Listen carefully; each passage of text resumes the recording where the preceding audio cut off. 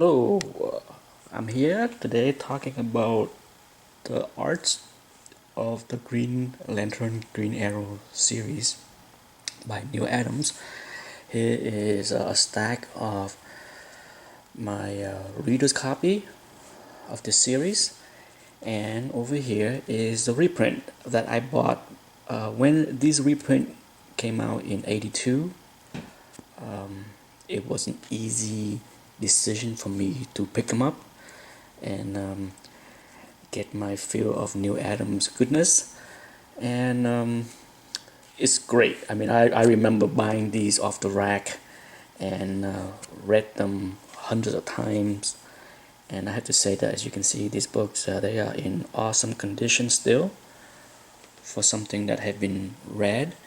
And I loaned out many of these books to friends over the years to get them exposed to comic books, especially friends that I had that never read comic books before and just think that it's mostly silly kiddie stories. So I had a few friends over the years that thought comic books was kind of not for adult. So I brought these out and lent it to them, and thankfully all of them kept these books in good shape when they had them. But anyhow, I'm never a big fan of using fancy paper and colors on books to make it more expensive, but on a few occasions of reprints I thought it was a very well done reprint and well worth the money, especially for these books. Even reader's copy tend to be pricey still for many people, and you can go on eBay and buy these reprint for basically cover price. And in many occasions, if not all of them, the reprint were better than the original. And I will go into more of that as we go through these books. I don't think I can go through the entire series in one video, but let's see how far we can get. But anyhow, here's 76. One quick thing I want to mention is, back in the early days of comic books, even you're talking, I think, up until mid 70s, comic books were a medium that was cheaply made, and the creators involved in these type of books don't make a lot of money. So for the most part, the budgets really didn't allow to have colorists as well as inkers. So often you see that the writers, artists so do multiple duties. Often you don't even have letterers as well as colorists. So what you have is the penciler and the inker sometimes will do double duties, doing the coloring also. And for the most part, I think that's where these earlier books suffer, because I think the forte of many of the artists and inkers were not about coloring. They may be good penciler and inkers, but when it comes down to color scheme, it may not be their strength. And if there's any situation or any series of books that highlight that more than anything else, from my own experience of reading all of them, would be this book. This series is my second favorite Neal Adams series, but the interior suffer, in my opinion, from poor coloring. I'm not sure who was responsible for that, but no doubt, I think the coloring of the original series was flat. So let's do some quick comparison. As we can see, the art is phenomenal. Okay, beautiful drawing. Also, this series was inked by quite a few different people. Dick Giordano was not the sole inker for this run on Neal Adams. So another thing that suffer along with the flat coloring is the inconsistent inking. So here you have the original, and let me show you the subtle improvement with the color. As you can see, this is original, and look at the reprint. If you span back, no doubt the green pops here, and even the subtle change in the color of the car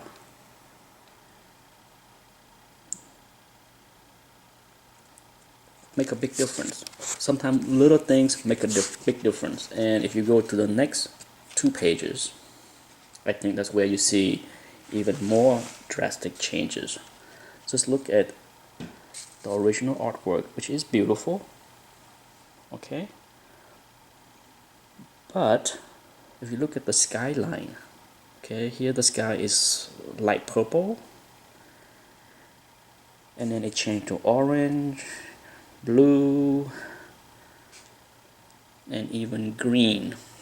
It's extremely inconsistent as far as the coloring schemes, and for the most part I think it lessened the beauty of the arts. Now take a look at the reprint. Look at that, the beautiful orange sky, the sunset color. As you can see, it was used consistently in most of the panel, and it make the page pop much more than what you see here. If you look at this one and this one, in my opinion, I definitely prefer the coloring of the reprint. And often, you don't see much difference in reprint because they didn't change much in the coloring. But for the most part, they do make some change in the coloring, and sometimes it's not a big deal. But for this series, I think it make a huge difference in the original and the reprint. Neal Adams' art, is beautiful. I mean, look at this. Beautiful hand drawn right here. One of his many trademark. You can't draw hands that way. Not many people can draw hands that way. Here's one of my favorite, of course, panel. Beautiful flying Green Lantern. Look at that. Absolutely beautiful. But let's take a look at the reprint, and you will see what I meant by enhancement. Okay, let's take a look at these 2 pages. You notice how the Guardian here, it's for whatever reason, they decide to color him somewhat yellow right here. Maybe the reflection of the sunlight through the window, whatever it is, but that's what you see. And then if you look at the reprint, look at that. It's blue all the way across for the Guardian. So I like this version much more. And then look at the beautiful red and green. It just popped out so well. And normally I don't make a lot of gushing remark on coloring on a book, but it was a big surprise for me when I finally get my hand on original book and compare it with the reprint. That's when I noticed that the original was very flat, but the penciling is still gorgeous. Look at that.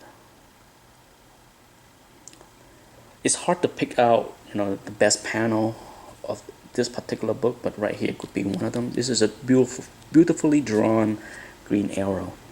No one can, like I said, whenever Neal draws somebody, I think it's almost easy to say that that's the best looking character drawn by an artist. And I think the only character over the years that I say Neal Adams didn't really do a good job drawing would be the Thing from the Fantastic Four. One of these days I will do a video on how I think he's can't do a good job drawing, say, the Thing or the Fantastic Four.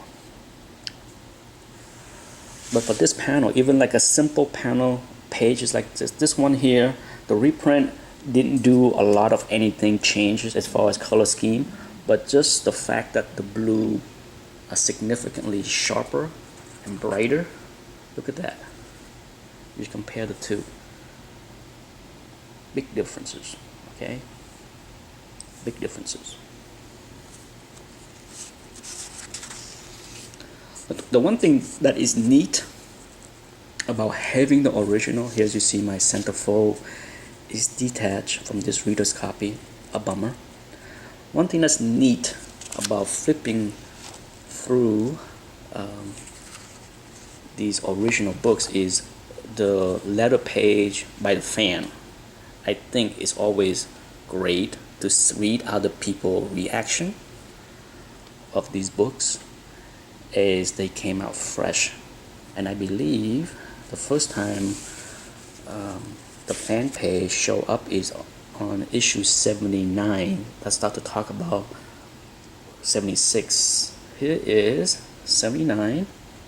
This one is inked by Dan Atkins. And I'm not a big fan of Dan Atkins inking on Neal Adams either. Hard to pick if Dan Atkins is the same or better or worse than Dick Giordano, but I think it's definitely missing something. Take a look at this drawing right here. Okay, it's almost as if I think Dan Atkins is a better suitable inker for somebody like Gene Colan than Neal Adams. Just the way he used the black and the shade. But you know, it go into my complaint, or my little complaint on why I felt the inking of all of these issues for the most part was very inconsistent on top of the flat coloring. But let's zip through real quick before we go anywhere. Look at this beautiful drawing. How could you not enjoy that? Even Neal Adams can draw Knuckles. He can make Knuckles look good.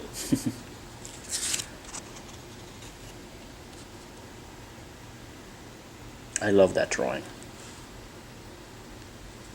There's so many ways that Neal Adams can draw people flying. You know, it's just,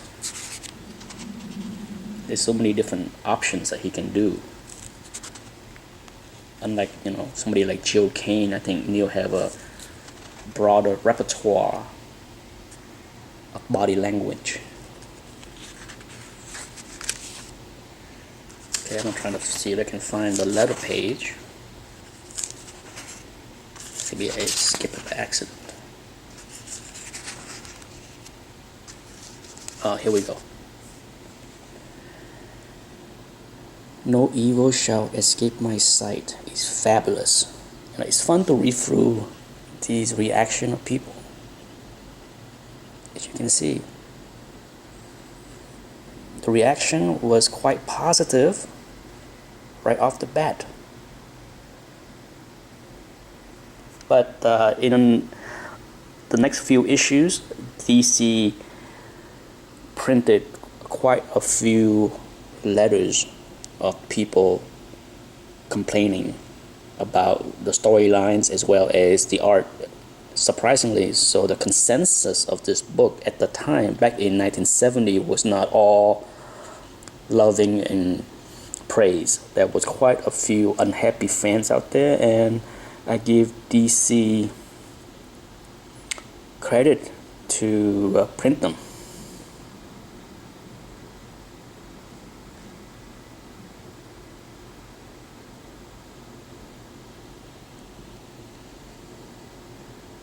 So, you know, hopefully, if you own the original book, you would spend a few minutes reading through the letter page. You know, I think it's always neat to do that. So that's 76. Well, this is of course 79, but that's a letter page for 76. So you can see the reaction of the fan And if you skip to say 70, let's say I'm gonna skip to 82. Oh well, maybe I think I have 81 somewhere here. Here's my reader copy of 81, one of my favorite cover. And this book is just gorgeous. The inside, it's beautifully done, and it's also have Dick Giordano inking. It's not his worst work, I would say. This one is fairly decent, and it has this beautiful page here. This is one of my favorite page of this book. I just want to show the inside of this book for this particular page. This is just gorgeous right here.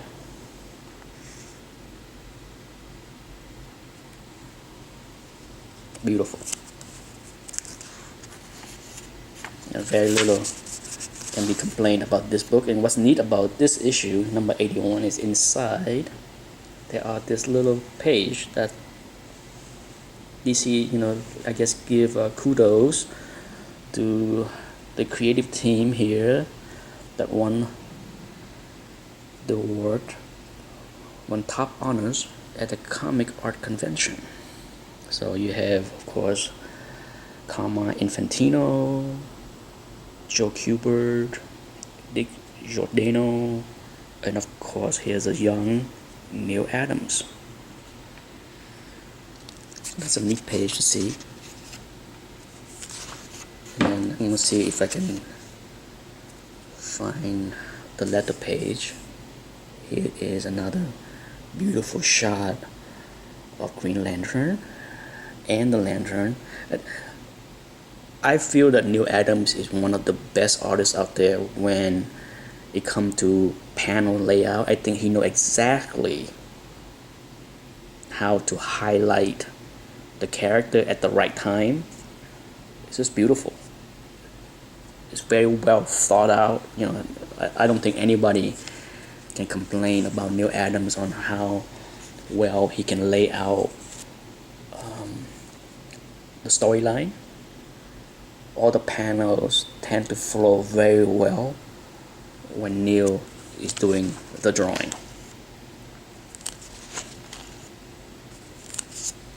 Let's see if I can find the letter page. I remember flipping through it. Here we go. Here is a letter page, and I think this is where there is a pretty nasty letter. Here's one. You can start reading from here. One hardly knows where to begin in criticizing Mr. O'Neill's treatment of Green Lantern these past few issues. To say that his writing is unsubtle would be sublime of understatements. So if you have a chance to pause this video and read this letter, it's pretty scathing on the storyline. And then of course you have the praise here. But it's neat, like I said, I read through, and there was quite a few letters that point out how much some people hated the storyline, and some people even call out Neal Adams to be not the suitable artist for Green Lantern. Some people was asking for Jill Kane to come back. Okay, let's move on to issue 82. Okay, issue 82 is probably my least favorite issue of this run. Because of the storyline as well as the art inside, I felt that the inking and the art inside is probably the weakest of the series. There were, I think, a lot of very weak panels. Not sure the reason, but for sure, if you have the entire series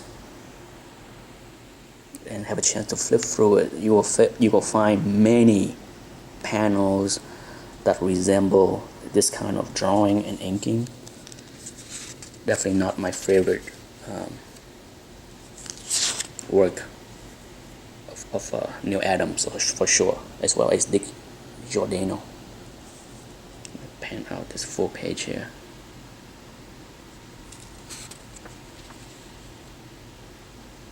There are, however, a great panel that I will point out later.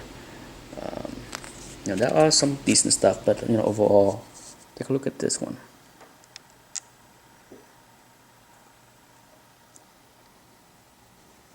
Certainly not Neal's best effort. And even this.